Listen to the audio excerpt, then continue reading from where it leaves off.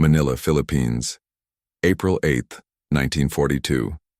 Lieutenant General Masaharu Homa stood before the maps spread across the mahogany table in his command headquarters, fingers tracing the crumbling American-Filipino defensive line on the Bataan Peninsula. Around him, staff officers of the 14th Imperial Army celebrated with sake and cigarettes, their voices rising in jubilant anticipation. For 3 months, the defenders had stubbornly clung to their jungle positions, delaying the inevitable with desperate courage born of starvation and disease. But now, the end had arrived. Homa's intelligence estimates were precise. Approximately 25,000 to 30,000 prisoners would soon surrender, maybe fewer given the catastrophic attrition rates among the defenders. He had already made the arrangements. Motorized transport would be insufficient for such numbers, certainly, but the distance from Mariveles to Camp O'Donnell was manageable. A forced march of 65 miles, perhaps a week at most. The Japanese military code was absolute on this matter. Soldiers who surrendered forfeited their honor, their humanity, their right to dignified treatment. Bushido demanded death before dishonor. These men who chose captivity over suicide had already judged themselves unworthy. Rendition is the supreme dishonor, Homa declared to his assembled officers, his voice carrying the certainty of cultural doctrine. True warriors prefer death. These prisoners who have chosen to live in shame do not deserve compassion or respect. We will treat them as cattle, not as soldiers. What General Homa did not anticipate, what his intelligence apparatus had catastrophically failed to reveal, was that the collapsing American-Filipino force contained not 25,000 men, but 78,000. 12,000 Americans and 66,000 Filipinos, all of them starving, diseased, wounded, and utterly exhausted after months of siege warfare on half rations.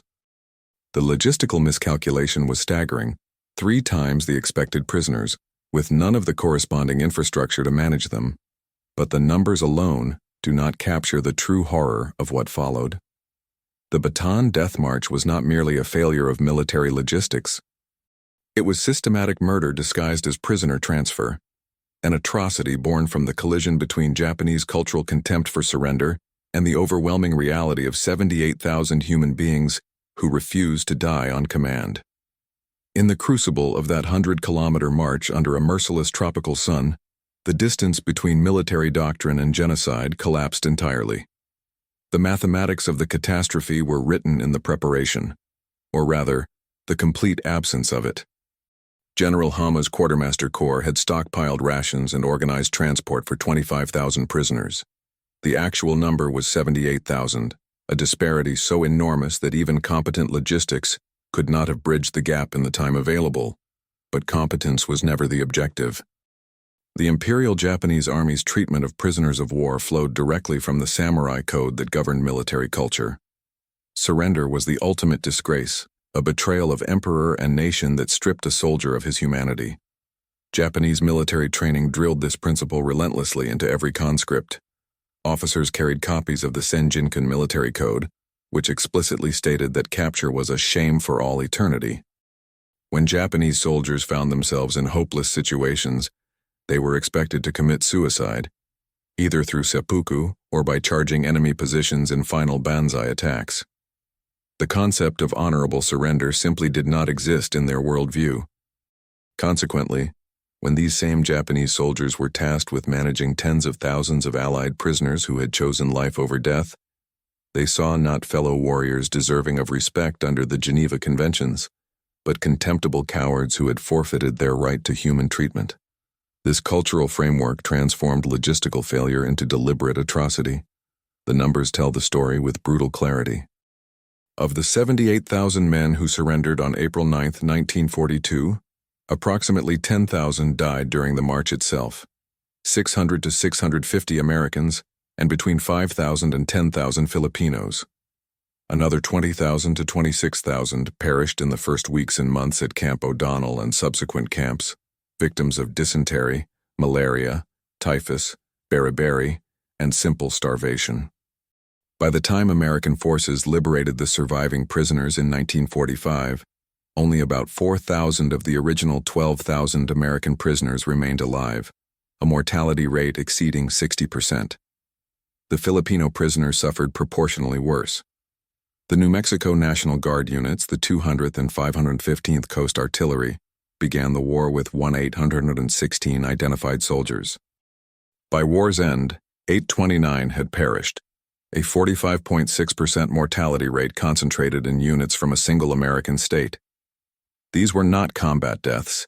These were deaths from systematic neglect and calculated cruelty inflicted upon men who had already laid down their arms. The surrender itself was an act of desperate humanity against explicit orders. Major General Edward P. King, commander of the forces on Bataan, made his decision on April 9, 1942, in direct defiance of General Douglas MacArthur's command to fight to the last man. MacArthur, safely evacuated to Australia in March under President Roosevelt's orders, had maintained the fantasy that reinforcements would arrive, that the garrison could hold indefinitely. King knew better. His men were subsisting on fewer than 1,000 calories per day. Malaria infected more than 80% of the force. Ammunition reserves had dwindled to a few days' supply at most. Medical facilities had collapsed under the overwhelming tide of casualties and disease. To continue fighting was not heroism, it was murder of his own men. King drove to meet Colonel Moto Nakayama of the Japanese 14th Army under a white flag, bearing the weight of his decision like a physical burden. His statement to his troops was carefully worded to preserve their honor. You men remember this. You did not surrender. You had no alternative but to obey my order. King accepted full personal responsibility, hoping to shield his soldiers from the stigma of surrender. The Japanese did not recognize such distinctions.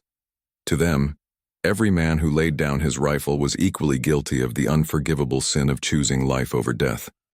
The march began the following day, April 10th, when Japanese guards began herding the masses of prisoners northward from Mariveles at the southern tip of the Bataan Peninsula toward Camp O'Donnell, approximately 100 to 105 kilometers distant.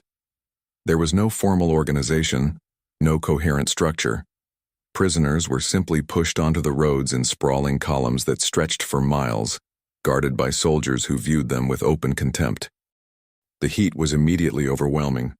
The tropical sun drove temperatures past 40 degrees Celsius, 104 Fahrenheit, turning the dusty roads into furnaces that radiated stored heat even after sunset.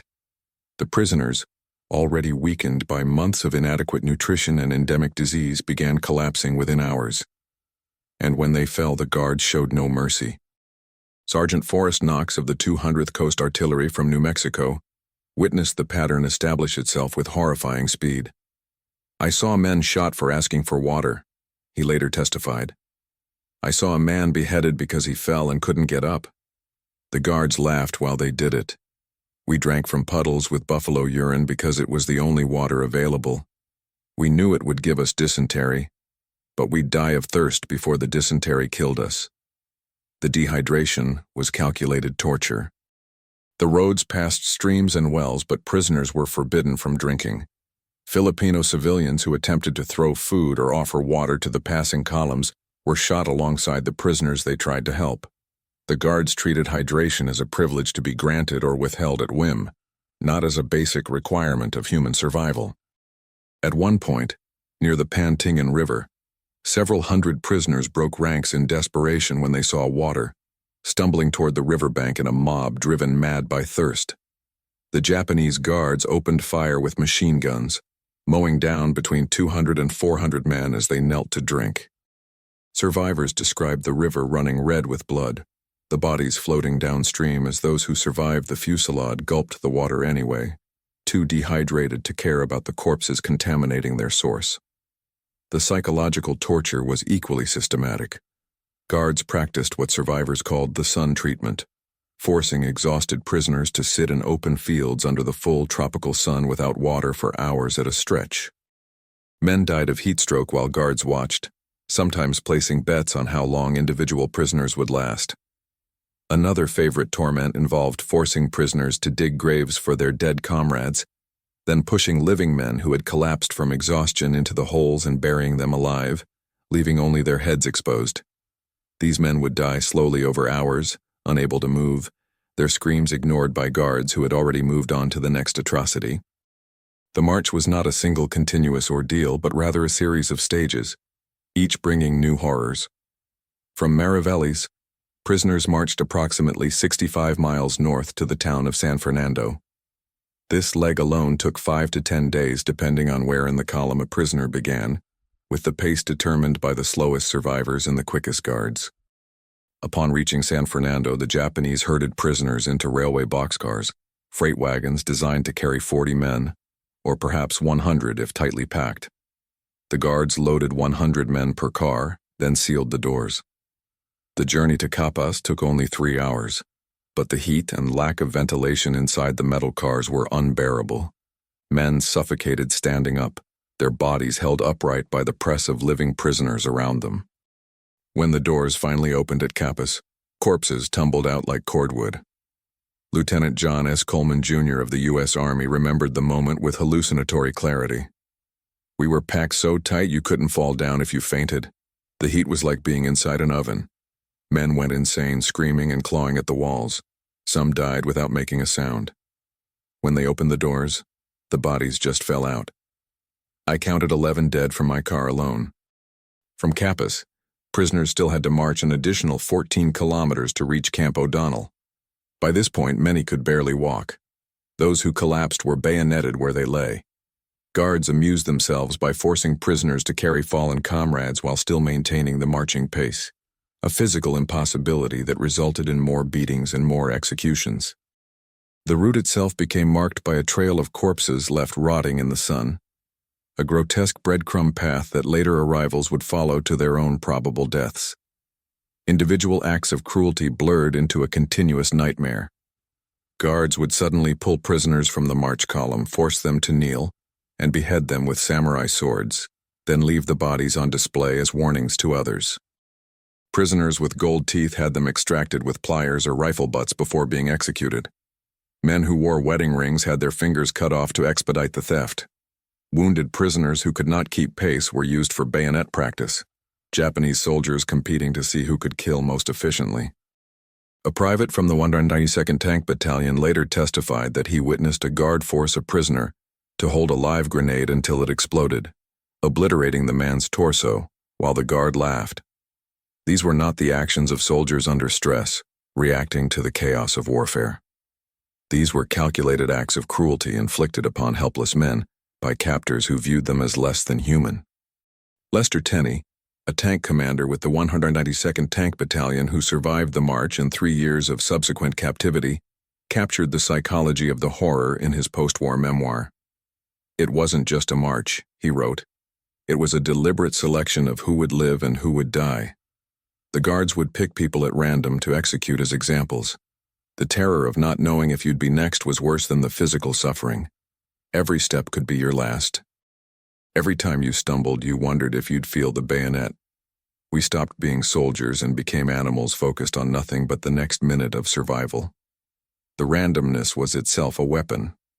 Prisoners who followed every order perfectly were executed alongside those who resisted. Men who appeared too healthy were killed for sport. Men who appeared too weak were killed for being burdens. There was no logic to predict, no behavior that guaranteed safety. The march became a lottery of death where the only prize was reaching the next checkpoint alive, knowing that tomorrow would bring the same odds, the same terror, the same arbitrary violence. By the time survivors staggered through the gates of Camp O'Donnell, approximately 10,000 men had perished on the road behind them. They had marched 100 kilometers in temperatures exceeding 40 degrees Celsius without adequate water, food, or rest. They had witnessed atrocities that defied comprehension, had endured tortures designed to break both body and spirit. And now, they believed, they would find some measure of relief. They were catastrophically wrong. Camp O'Donnell was not salvation, it was merely a different form of dying. The facility was an old Filipino Army training base never designed to house prisoners of war. There was no potable water system, no sewage infrastructure, no hospital beyond a few buildings with dirt floors, and no medical supplies.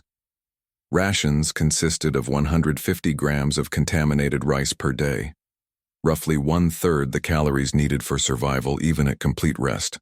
Sanitation was non-existent. Men defecated where they slept, too weak from dysentery to make it to the overwhelmed latrines. The stench of death and disease hung over the camp like a visible miasma. Within days of arrival, prisoners began dying at a rate that dwarfed even the march's mortality.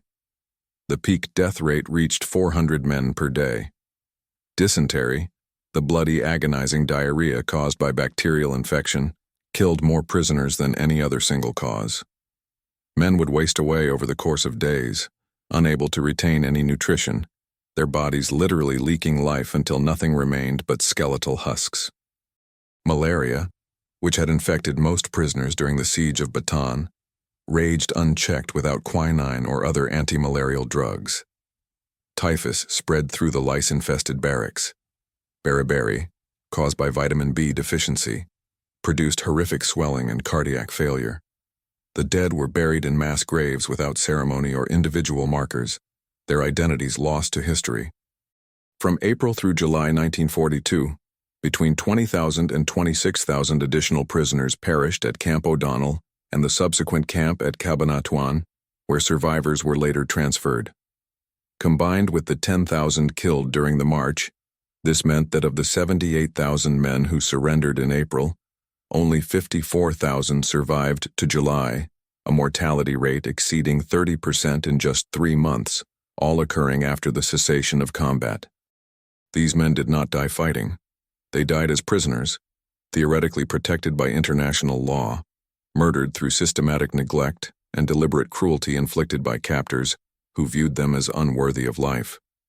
The few who survived until 1945 and liberation by American forces carried scars both physical and psychological that never fully healed. Lester Tenney, who lived until 2017, spoke frequently about the survivors' guilt that haunted him. "I feel guilty many times, even today," he admitted in his oral history recorded at the National Labuitu Museum. "I feel guilty that I'm back. I feel guilty that I'm living such a wonderful life. I feel guilty that a lot of my friends didn't come back. Nothing I can do about it, but I can feel guilty because I feel that they were better than I was." The guards themselves were not monsters born of some unique Japanese evil, but rather products of a military culture that had systematically dehumanized both its own soldiers and its enemies. Japanese military training in the 1930s and early 1940s was notorious for its brutality. Recruits were beaten regularly by officers and senior enlisted men in a practice called Tekken Saisai, or Iron Fist Correction. This violence was considered essential to forging proper fighting spirit. Soldiers learned that suffering was honorable, that complaint was weakness, that sympathy was betrayal of discipline. They were taught that the emperor was a living god to whom they owed not merely obedience, but absolute self-sacrifice. Death in battle was glorious. Survival was shameful unless purchased through superhuman effort. Into this already harsh framework was inserted the specific doctrine regarding prisoners of war. The Senjin-kun military code, issued to all Japanese soldiers in 1941, explicitly forbade surrender under any circumstances. "Never live to experience shame as a prisoner," it commanded. "By dying you will avoid leaving behind the crime of a stain on your honor."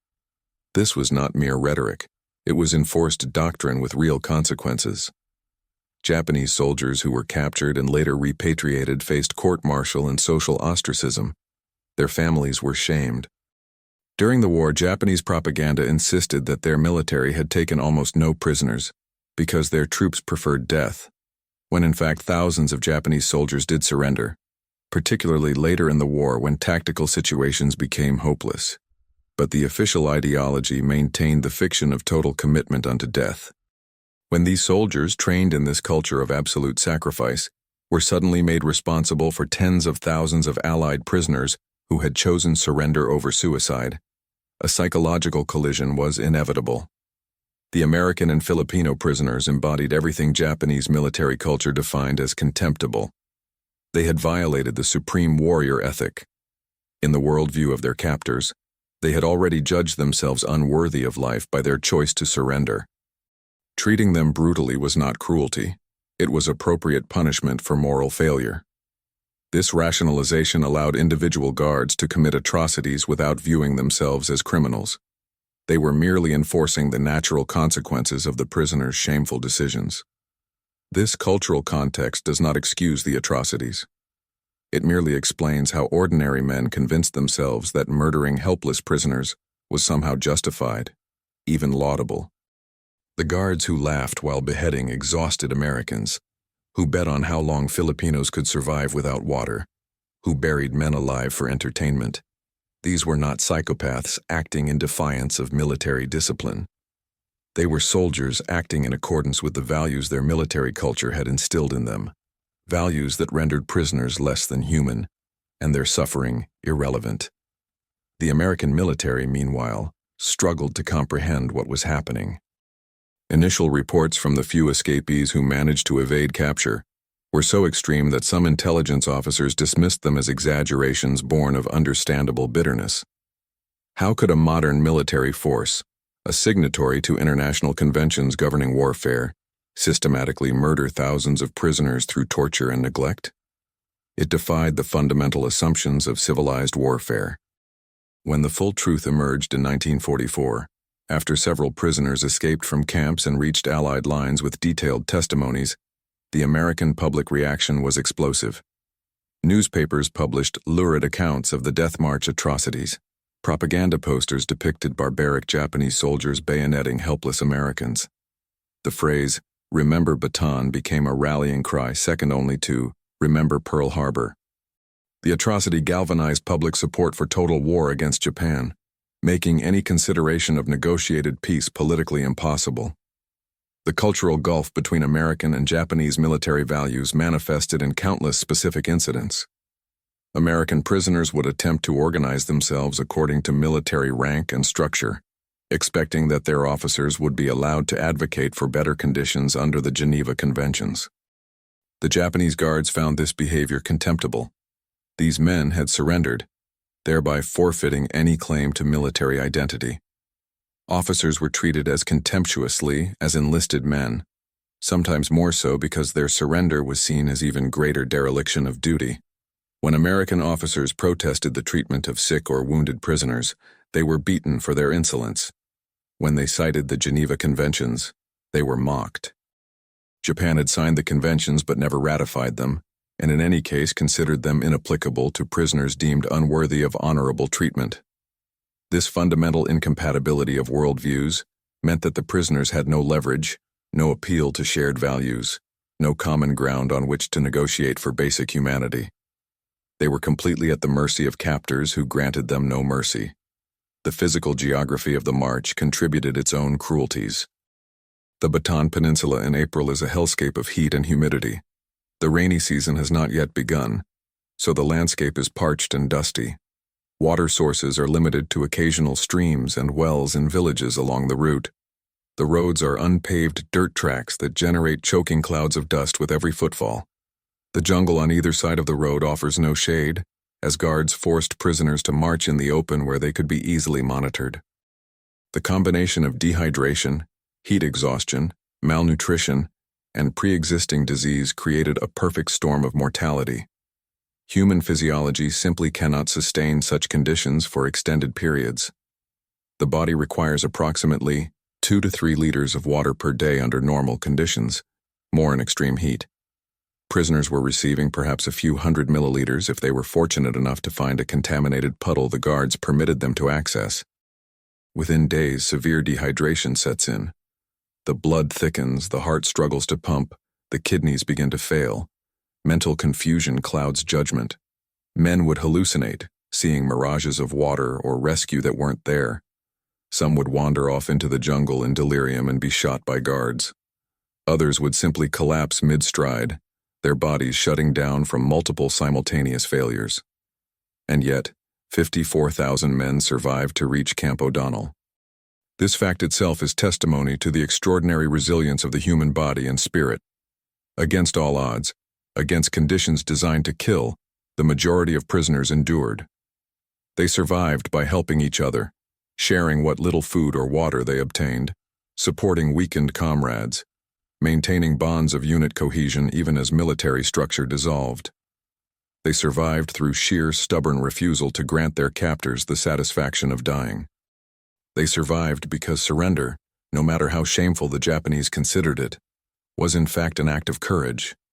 The choice to live when death would have been easier, to endure when suffering seemed unbearable, to hope when hope was irrational. The Americans and Filipinos who walked the Bataan Death March proved that their cultural values were fundamentally different from those of their captors. They had chosen life not because they were cowards, but because they believed life had inherent value, worth preserving even in defeat. That choice would be vindicated by history. But first, they would have to survive 3 more years of captivity. Camp O'Donnell, Philippines. April 20th, 1942. 11 days after the surrender at Bataan, Lieutenant General Masaharu Homma conducted his first inspection of the prisoner camp he had ordered established. He stood at the gate as trucks unloaded the latest arrivals, skeletal figures more corpse than man, many unable to walk without support, their uniforms rotted rags hanging from wasted frames. Behind him, Japanese medical officers presented their preliminary reports with barely concealed alarm. The death rate had reached 400 per day and was accelerating. Dysentery, malaria, typhus, beriberi, and simple starvation were consuming prisoners faster than bodies could be buried. Mass graves gaped open at the camp's perimeter, awaiting the day's harvest. Homma walked through the camp in silence, his face impassive as he observed the mountains of corpses stacked like firewood, the open latrines overflowing with bloody waste, the hospital buildings where men lay 3 to a narrow bunk, too weak even to brush away the flies that crawled across their faces. His staff officers maintained respectful distance, uncertain how their commander would react to this undeniable evidence that his decisions had created a humanitarian catastrophe. Homma, educated at Oxford, and considered a moderate by the standards of the Imperial Japanese Army, was not a sadist. He had not ordered his guards to torture prisoners or execute them for sport, but he had ordered the immediate march despite knowing he lacked the logistical infrastructure to manage it. He had authorized minimal rations and no medical supplies. He had appointed guards who shared the cultural contempt for surrender and done nothing to restrain their cruelty. The disaster unfolding before him was the direct consequence of his command decisions, however much he might rationalize them as unavoidable given the circumstances. An officer approached with the latest casualty figures. Of the approximately 78,000 prisoners who surrendered 12 days ago, current estimates suggested 10,000 had died during the march. Another 4,400 had perished in the 11 days since the first arrivals reached Camp O'Donnell. At the current mortality rate, 20,000 would be dead within a month. The officer concluded his report and waited for orders. Homma stared at the mass graves for a long moment. Then he spoke the words that would seal his own fate a decade later. "The situation is unfortunate but inevitable. We did not expect such numbers. The logistics were impossible. But also, these men surrendered. They violated the warrior's code. They do not deserve the treatment that honorable soldiers would receive. Their deaths are the consequences of their own cowardly choices." It was the only rationalization available to him that preserved his identity as an honorable officer. To admit that he had created conditions amounting to mass murder would require acknowledging that his cultural values were fundamentally wrong, that the Bushido code he had devoted his life to upholding was incompatible with basic humanity. That admission was psychologically impossible, so instead he blamed the victims, declared their suffering justified by their moral failure, and returned to his headquarters to write reports minimizing the disaster. The rationalization would not save him. When American forces retook the Philippines in 1945, liberating the surviving prisoners from their camps, the full scale of the atrocity finally became clear. Of the 12,000 Americans who surrendered at Bataan, approximately 1,000 died during the death march itself. Another 20,000 to 26,000 died in the camps over the following 3 years. Only about 4,000 survived until liberation, a mortality rate exceeding 65%. The Filipino prisoners fared even worse in absolute numbers. though precise statistics were harder to compile given the chaos of the post-war period. The 200th and 515th Coast Artillery Regiments of the New Mexico National Guard entered the war with 1,116 identified soldiers. By war's end, 829 had perished, a 45.6% mortality rate concentrated in units from a single American state. These men died not in combat, not in some heroic last stand, but as prisoners theoretically protected by international law, murdered through systematic neglect and deliberate cruelty. The legal reckoning came swiftly. In January 1946, General Masaharu Homma was brought before a military tribunal in Manila, charged with war crimes specifically related to the Bataan Death March and subsequent treatment of prisoners. The prosecution argued that as commanding general, Homma bore ultimate responsibility for the actions of his subordinates, whether or not he had directly ordered specific atrocities. The defense countered that Homma had not known the full extent of the brutality, that he had been focused on continuing military operations against Corregidor, and that in any case the logistical challenges had been overwhelming and unforeseeable. The trial lasted 5 weeks from January 3rd through February 11th. Survivors testified about the horrors they had witnessed and endured. Documentary evidence demonstrated that Homma had been aware of at least some of the problems as early as April 1942, but had taken minimal corrective action. The commission found him guilty on all charges. On April 3, 1946, almost exactly 4 years after the death march began, Lieutenant General Masaharu Homma was executed by firing squad near Manila. His last words reportedly expressed sorrow for the suffering of the prisoners, but maintained that he had done his duty as he understood it. Other officers followed. Major General Yoshitaka Kawane and Colonel Kurataro Hirano, both involved in administrating the prisoner camps, were executed in 1949 after their own war crimes trials. The debate over Homma's guilt continues among historians. Some argue he was a convenient scapegoat, executed to satisfy American public demand for vengeance when the real guilt lay in a military culture that had dehumanized prisoners systematically. Others maintain that command responsibility is absolute. A general who permits atrocities through negligence or willful ignorance is as culpable as one who orders them directly. Both interpretations carry truth. Homma was indeed a product of a system that made such atrocities inevitable, but he was also the commander who made specific decisions that transformed logistical failure into mass murder. He could have delayed the march until adequate preparations were made.